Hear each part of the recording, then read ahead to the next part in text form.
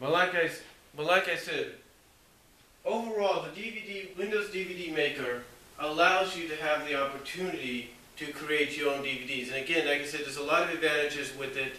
The only slight disadvantages, like I said, is it will not encode certain video formats, like say MP4, and also it's got a time limit of 2 hours and 50 minutes to use.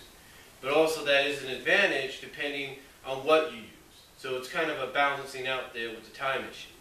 But again, the only disadvantage, like I said, is certain formats like MP4 will not be MP4 and stuff will not be. You will not be able to upload that automatically.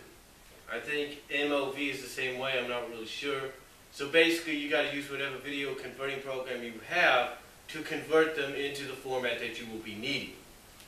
And the formats, like I suggested, that you will need, that it will take, MPEG-1, Windows Movie Maker, Windows Movie Video, WMV, and AVI. Those are the ones it will take. Most definitely AVI. Now, like I said, the other advantages as well is it will convert whatever you have, mostly from what I can tell, into a 1.85 format. So let's say you have something that's in 2.35, it'll convert it to 1.85, from what I can tell. If you have something that's in 4.3, it'll keep it boxed in, but it'll give you a 1.85 widescreen, if you know what I mean. So basically, if you, let's say you're playing that movie, let's say you're playing it after you've converted it, after you've encoded it and everything, let's say you're playing it on your HD TV, you basically got to go to stretch to get the full screen situation. Now, again, the other advantages is for the foreground and background pictures of the menus. They allow you to choose and use your own menus, allow you to use your own, well, not your own menus, but allow you to use your own pictures if you want to. It allows you to choose different, windows for, like, when you go into the chapter/scene selections. It allows you to choose your different kind of windows, as well as it allows you to use the different formats and colors to name, what you want certain things to be named as. Like, you don't have to go with play or scenes. You can go with the movie's title. You can go with something else for going to the chapters or the scenes, stuff like that. So, overall, it has its advantages, like I said, and its disadvantages. Like I said, some of the disadvantage is certain formats will not be playable unless you convert them. The other disadvantage which balances itself out as an advantage, if you will, sort of a balancing out deal, but it's a disadvantage and an advantage, is the time limit.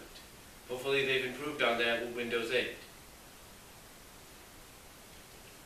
And again, the other advantages, though, it allows you to create your own menus, although it gives you a certain menu design you have to use. I will say that's a disadvantage, so hopefully they've improved on that and allowed you to be more creative with the menus in Windows 8 or wherever upgrade they've made for it.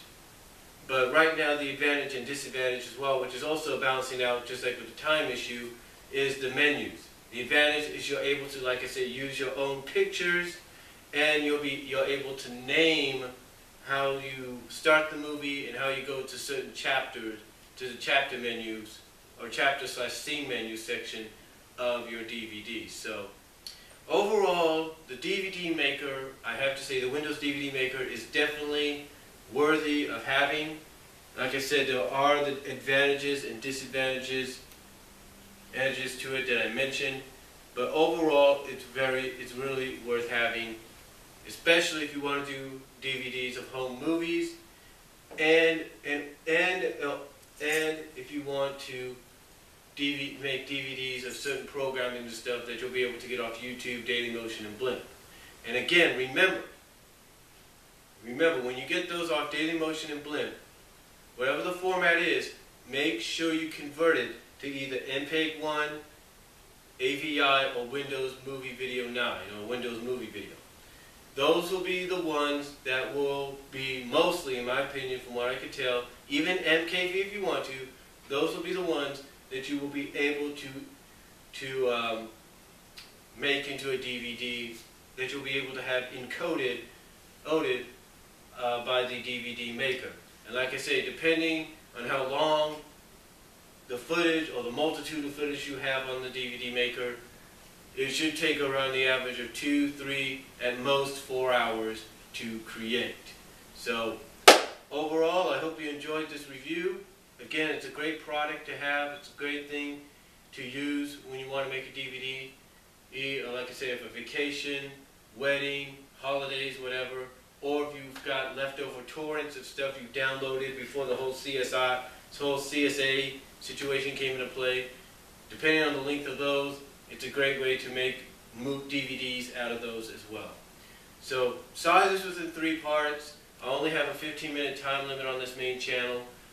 Take your time in watching this if you want to, though. And I will talk to you all later. God bless, take care. But overall, the Windows DVD Maker is definitely worth using and having. Comments are welcome.